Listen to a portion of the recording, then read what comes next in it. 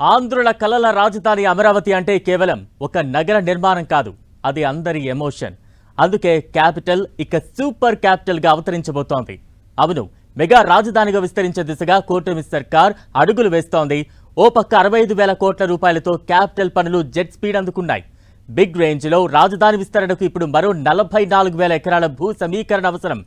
ఇప్పటికే రైతులు కూడా దీనికి సానుకూల సంకేతాలు పంపారు. దీంతో సర్కార్ ల్యాండ్ పూలింగ్ దిశగా అడుగులు వేస్తోంది.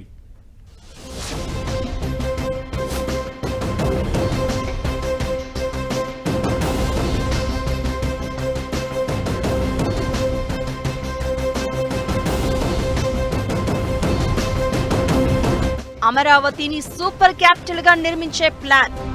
మెగా రాజధాని విస్తరణ దిశగా ఏపీ సర్కార్ అడుగులు. బిగ్ క్యాపిటల్ కోసం మరో 44,000 ఎకరాలు అవసరం. భారీ స్థాయిలో భూ సమీకరణకు సర్కార్ కసరత్తు. ఇప్పటికే రైతులతో అధికారుల సంప్రదింపులు. రాజధాని అంటే రాష్ట్ర ప్రజల dream capital, peoples capital, super capital. అలా ఉండాలనే క్లియర్ కట్ విజన్ తో ముందుకెళ్తోంది ఏపీలో కూటమి సర్కార్. ఇప్పటికే 65,000 కోట్ల రూపాయల అమరావతి రాజధాని నిర్మాణ పనులకు ప్రణాళికలు రచించింది. ప్రధాని మోదీని ఆహ్వానించి ఏపీ క్యాపిటల్ నిర్మాణ పనుల్ని ప్రారంభించే ఏర్పాట్లు ఒక పక్క చకచక జరిగిపోతున్నాయి.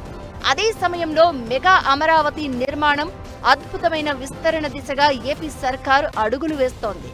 సిఆర్డీఏ మరో 44,000 ఎకరాల వరకు భూమిని ల్యాండ్ పూలింగ్ ద్వారా తీసుకునే యోచనలో ఉంది. ఇప్పటికే అధికారులు రైతులతో చర్చలు జరుపుతున్నారు. ఇది క్లియర్ అయితే అమరావతి సూపర్ క్యాపిటల్ గా నిర్మించడం ఖాయమని అంటున్నారు. గతంలో 3 రాజధానుల అంశంతో కన్ఫ్యూజన్ ఉండేది. ఇప్పుడు కూటమి సర్కారు వచ్చాక అమరావతి ఏపీకి వన్ అండ్ ఓన్లీ క్యాపిటల్ అని తేల్చేసింది. అంతే వేగంగా పనులకు పచ్చ జెండా ఊపింది. దీంతో ఇప్పటికే కొన్ని పెండింగ్ పనులు పూర్తయ్యే దశకొచ్చాయి. 3 ఏళ్లలో రాజధాని నిర్మాణం పనులు పూర్తి చేయాలని ప్రభుత్వం టార్గెట్ పెట్టుకుంది. 92 ప్రాజెక్టులను గుర్తించి 65,000 కోట్ల అంచనా వ్యయంతో పనులకు శ్రీకారం చుట్టారు. ఇంకా కొన్ని కీలక ప్రాజెక్టులు చేపట్టాల్సి ఉంది. అయితే దీన్ని ఇరిగేషన్ డిపార్ట్మెంట్ వాళ్ళతోనూ, తర్వాత దీనికి సంబంధించిన సిఆర్డీ డిపార్ట్మెంట్ వాళ్ళతోనూ ఒక కంబైన్ కమిటీ వేసి దీని మీద స్టడీ చేయమని కలెక్టర్ గారికి ఆదేశించాను. మా భూములు కూడా తీసుకోండి సార్, ఇక్కడ ఏదైనా మంచి యాక్టివిటీ చేయండి, మా భూములకు కూడా మంచి రేట్ వస్తుంది, మా పిల్లల భవిష్యత్తు కూడా బాగుంటుందని ఇక్కడ ఉన్న రైతులు కూడా యాక్చువల్గా ఆహ్వానించడం జరిగింది. ఖచ్చితంగా ఒక నెల లోపల దీన్ని స్టడీ చేసి ఇది ఎంతవరకు ఉపయోగపడుతుంది అనే దాన్ని స్టడీ చేసి దాని మీద ముందుకు పోవడం జరుగుతుంది. ఆ స్టడీ చేసిన తర్వాత ముఖ్యమంత్రి గారికి వివరిస్తాము. వారు ఇచ్చే డైరెక్షన్ ప్రకారం ముందుకు పోయి ఏం చేయాలని చేయడం జరుగుతుంది. అమరావతి రైల్వే లైన్, అంతర్జాతీయ స్టేడియం, మెట్రో రైల్, ఇలా చెప్పుకుంటూ పోతే చాలా ప్రాజెక్టులకు భూములు కావాలి. ఇవి కాకుండా నవ నగరాలను అభివృద్ధి చేయాల్సిన బాధ్యత ఉంది. అమరావతిలో అంతర్జాతీయ విమానాశ్రయం నిర్మించాలన్న ఆలోచన కూడా చేస్తున్నారు. ఇందుకు దాదాపుగా 5,000 నుంచి 7,000 ఎకరాలు అవసరం. ఇన్నర్ రింగ్ రోడ్డు కోసం పెద్ద ఎత్తున భూములను తీసుకోవాల్సిన అవసరం ఉంది. పారిశ్రామిక, ఆతిథ్య రంగం, విద్య, వ్యాపార సంస్థలు, ఇలా ప్రతి ఒక్కటి ముందుకు వచ్చి అమరావతిలో తాము భాగస్వామ్యం కావాలని కోరుకుంటున్నాయి. నవ నగరాలకు భూములు సిద్ధంగా ఉన్నప్పటికీ అమరావతికి వస్తున్న అనేక సంస్థలకు భూ కేటాయింపులు చేయాల్సిన అవసరం ఉంది. చాలా సంస్థలు తమ కంపెనీలను స్థాపించేందుకు అమరావతిని ది ఫ్యూచర్ బెస్ట్ క్యాపిటల్ అని భావిస్తున్నాయి. భవిష్యత్తును దృష్టిలో పెట్టుకుని ఒక ప్లానింగ్, గ్రేట్ విజన్ తో ప్రపంచంలోనే మంచి రాజధానుల మోడల్స్ ను పరిశీలించిన ప్రభుత్వం అమరావతిని టాప్ 10 క్యాపిటల్స్ లో ఒకటిగా నిలిపేలా నిర్మించాలి అనుకుంటోంది. ప్రజల నివాసానికి సంబంధించిన రెసిడెన్షియల్, గ్రూప్ హౌజులు, హై రైజ్ భవనాలు, కమర్షియల్ భవనాలు, ఇతర కాంప్లెక్స్లను అభివృద్ధి చేయాలన్న ఆలోచనతో ఉంది. ఇవన్నీ ఒకెత్తైతే అమరావతికి హైవేలుగా E13, E15 రోడ్లను 16వ జాతీయ రహదారికి లింక్ చేస్తున్నారు. ఈ గ్రాండ్ ఎంట్రన్స్ మార్గాల్ని కూడా డెవలప్ చేయాల్సి ఉంది. అలాగే Amaravati outer ring road, Amaravati inner ring రోడ్లను కలుపుతూ కొన్ని రోడ్లు వేయాలి. వీటన్నింటికీ భూముల సేకరణ బృహత్తర కార్యంగానే కనబడుతోంది. ఏపీలో కూటమి ప్రభుత్వం రాజధాని పనులను శరవేగంగా పట్టాలెక్కిస్తోంది. దీంతో విద్య, వైద్యం, వాణిజ్యం, వినోదం, ఆతిథ్యం ఇలా పలు రంగాల్లో పెట్టుబడులు పెట్టేందుకు దేశ విదేశీ సంస్థలు ముందుకొస్తున్నాయి. వివిధ కేంద్ర ప్రభుత్వ రంగ సంస్థల కార్యాలయాలు, పరిశోధన కేంద్రాల ఏర్పాటుకు కూడా భూములు కావాలి. అమరావతి నిర్మాణానికి అవసరమైన ఆర్థిక వనరులను అక్కడి నుంచే సమకూర్చుకోవాలన్నది సర్కార్ లక్ష్యం. అందుకే రాజధాని కోసం ఫేజ్ 2 భూ సమీకరణ దిశగా ప్రభుత్వం అడుగులు వేస్తోంది.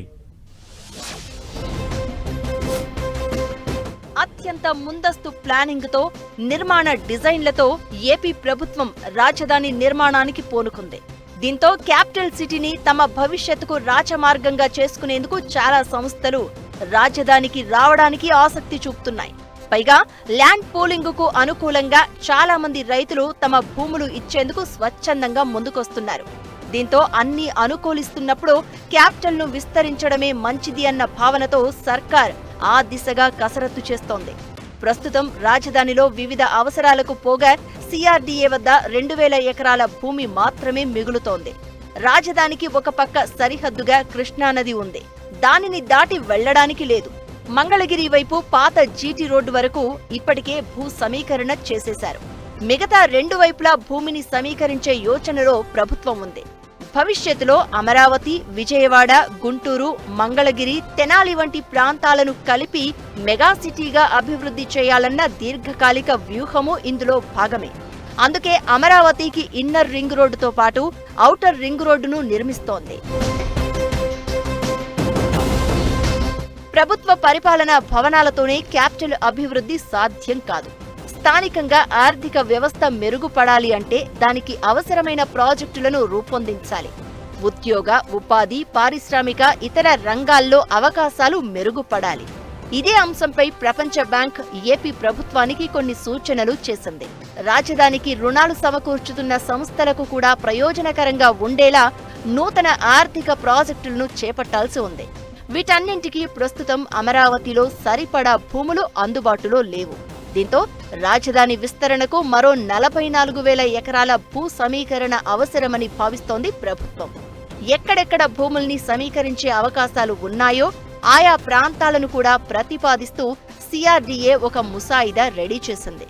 తుళ్లూరు, అమరావతి, తాడికొండ, మంగళగిరి మండలాల పరిధిలోని మొత్తం 11 గ్రామాల్లో 18,040 హెక్టార్లు అంటే సుమారు 44,670 ఎకరాల భూముల్ని తీసుకోవాలన్న ఆలోచనలో ఉంది. అనేక నగరాలు లేదా వివిధ దేశాలకు వచ్చినటువంటి పెట్టుబడులు లేదా కంపెనీలు, వాణిజ్య సంస్థలు వీటన్నిటిని చూసినప్పుడు ఎక్కడైతే ఇప్పటికే అభివృద్ధి చెందినటువంటి ప్రాంతాలు ఉన్నాయో వాటికే పెట్టుబడులు తరలి రావడం అనేది ఒక ధోరణిగా మనకి కనిపిస్తూ ఉంది. ఆ విధంగా చూసినప్పుడు అమరావతిలో వచ్చేటువంటి పరిశ్రమలు ఏమిటి, వాటిలో పనిచేయడానికి అవసరమైనటువంటి నిపుణులైనటువంటి కార్మికులు ఎంతమంది ఉన్నారు, ఏమిటి అనేటువంటి విషయాలు కూడా పరిగణలోకి తీసుకోవాలి. రాజధాని నిర్మాణానికి సమీకరణ విధానంలో భూములు ఇచ్చేందుకు మరిన్ని గ్రామాల రైతులు స్వచ్ఛందంగా ముందుకు రావడంతో ప్రభుత్వం ప్రతిపాదనలు సిద్ధం చేస్తోంది.